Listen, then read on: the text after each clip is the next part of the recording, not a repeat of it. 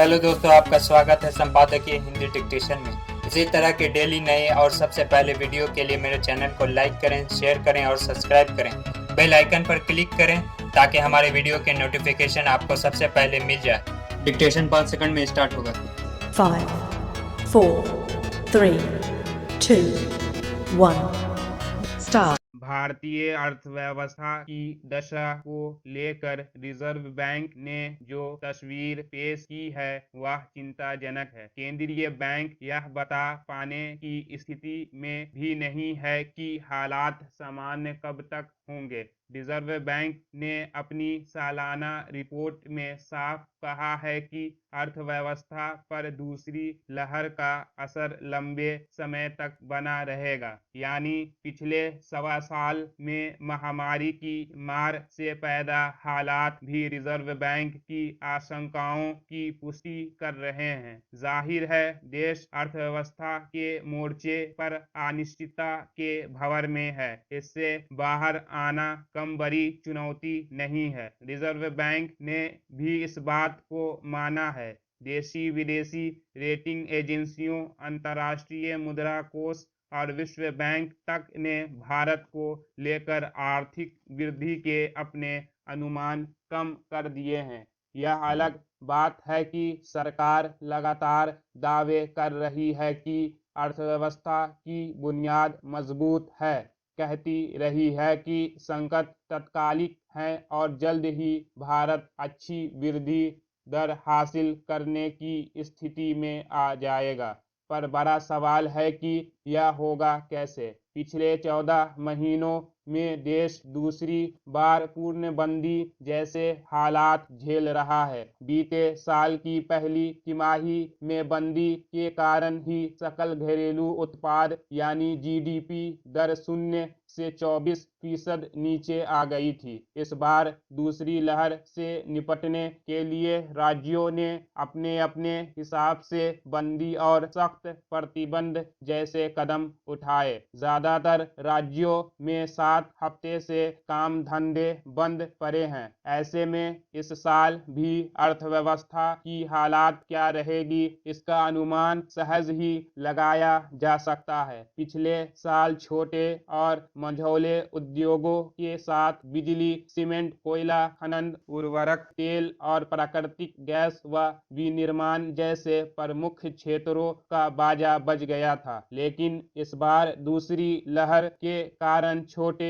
और मझौले उद्योग क्षेत्र पर फिर से भारी मार पड़ी। गौरतलब है कि देश में 6 करोड़ 35 लाख एमएसएमई हैं। विनिर्माण उत्पादन में इनका हिस्सा 45% है। करीब 12 करोड़ लोगों का रोजगार इनसे जुड़ा है। ज्यादातर उद्योग पिछले साल की मार से ही नहीं उबर पाए हैं। हालांकि रिजर्व बैंक इन उद्योगों को बिना किसी अड़चन के कर्ज मुहैया कराने के लिए व्यावसायिक बैंकों पर लंबे समय से दबाव बना रहा है।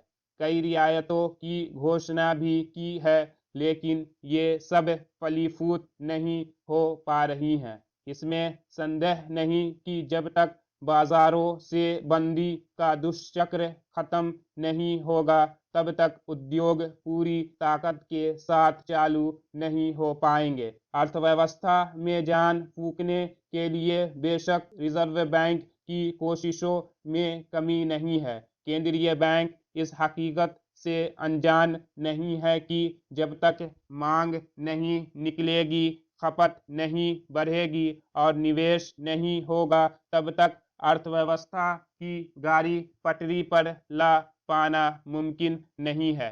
पर वह यह भी समझ रहा है कि ये तीनों ही काम आसान नहीं है। करोड़ों लोग रोजगार विहीन हैं। सरकारी कर्मचारियों और संगठित क्षेत्रों में काम करने वालों को छोड़ दें तो देश की बड़ी आबादी के पास नियमित आय का कोई जरिया नहीं है। ऐसे में बड़ा सवाल है कि जब लोगों के पास काम ही नहीं होगा तो क्या कमाएंगे और क्या खर्च करेंगे। कैसे मांग, उत्पादन और खपत का चक्र चलेगा। रिजर्व बैंक ने टीकाकरण पर जोर इसीलिए दिया है कि महामारी से जल्द छुटकारा मिले और हालात सामान्य हों। लेकिन भारत में टीकाकरण की स्थिति किसी से छिपी नहीं है। यह सही है कि जान है तो जहान है, लेकिन अब दोनों को समान रूप से बचाने की चुनौती है। Stop. Thanks for watching. Please like, share or subscribe.